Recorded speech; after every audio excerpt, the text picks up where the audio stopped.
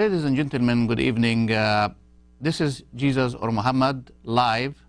But before we talk our topic tonight, it is Muhammad and the universe.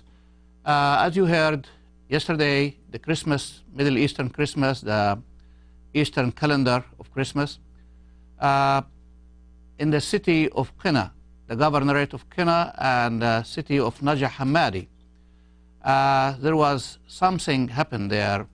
Islamic fundamentals went shooting around and killing people, attending the mass in the church, and around 8 of them were killed and many injured, and 1 policeman even was killed in that situation. And we are praying for you, and our heart goes with you. We are praying for the families that lost their loved ones, and our hearts cries out that the Lord promises He's going to comfort us, He's going to be with us during this hard time, and also He promised He will build His church and the gates of hell shall not prevail against it.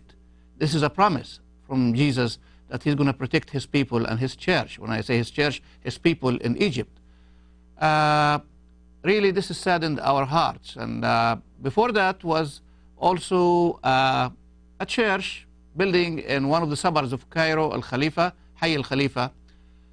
It was the governor ordered his people that are responsible for the building permits to demolish that building. And they accused the church that this is a land of the city of Cairo, and they just built 1 room, and the second day they built another store on it, and they made it a church. So they demolished it. And in both situations, they are close to each other. But we don't know if really the government is there to serve the people or the people there to serve the government. It seems to me it's the opposite. And with us, as usual, David, how are you today? How's it going, Pastor Joseph? I'm doing fine. Of course, you heard this news about the Christmas, Eastern Christmas, January 7th, when these, like they said, 6 people, fundamentals, went in a shooting spree. Yeah. And in the mass in the church, and killing 8 people and injuring, and killing a policeman and injuring many people. And to me, I'm wondering, does the government has no power to protect those people, or they just let it go? Yeah. And then when it's finished, they will come and show their appearance, and they collect the bodies and go, and that's it. Yes, and I don't think we can really even understand this here in the West, what it's like to be a Christian in a country that's made up mostly of Muslims. If you're a Christian in Iraq or in Pakistan or in Afghanistan or in Egypt, you're never quite sure that you're safe. If you go to church, you're never quite sure that you're going to come out alive. Now, in many of these places, Christians have been around for a long time, and so they've lived there for a long time, but things are getting more and more dangerous, and I don't even think we can comprehend here in the West what it would be like to go to church on Sunday and walk out where people are firing at you with machine guns just because you're Christians, just because the only reason these people in this church were attacked was that they're Christians. And this is happening more and more all around the world. A church just recently in Malaysia was firebombed. Why? Because Christians there from an Arab background are using the word Allah for God. Now that's very interesting, because Muslims here in the West keep telling us Allah is just a generic word for God. It's just the Arab word for God. If you want to say God using the Arabic language, you just say Allah.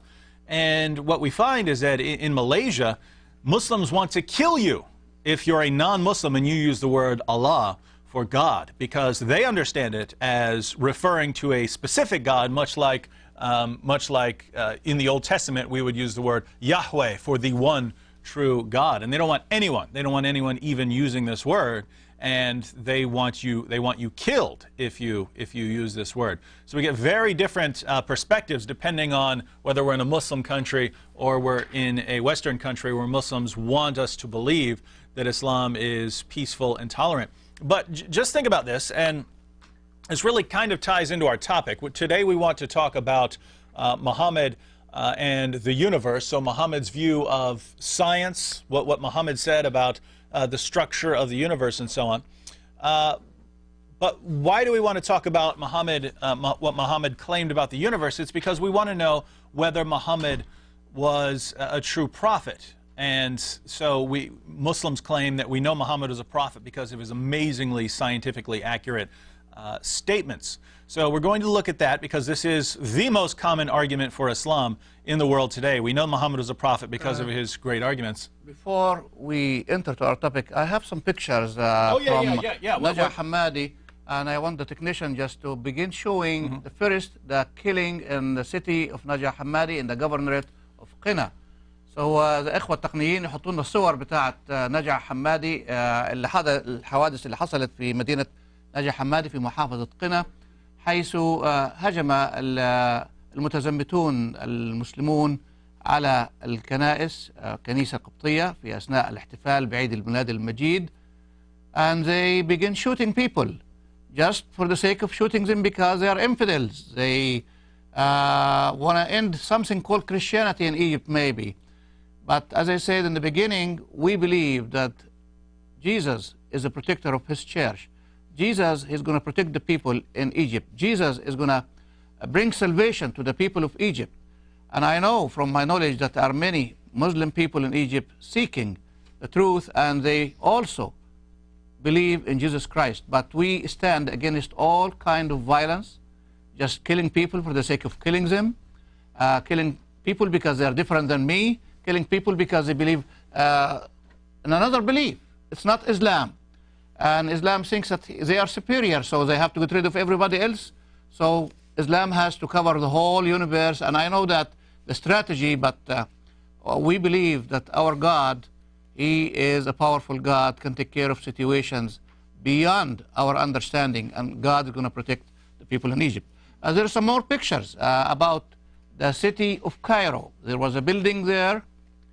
The governorate of Cairo, they ordered the police or the units that has the permits for the building to go and demolish.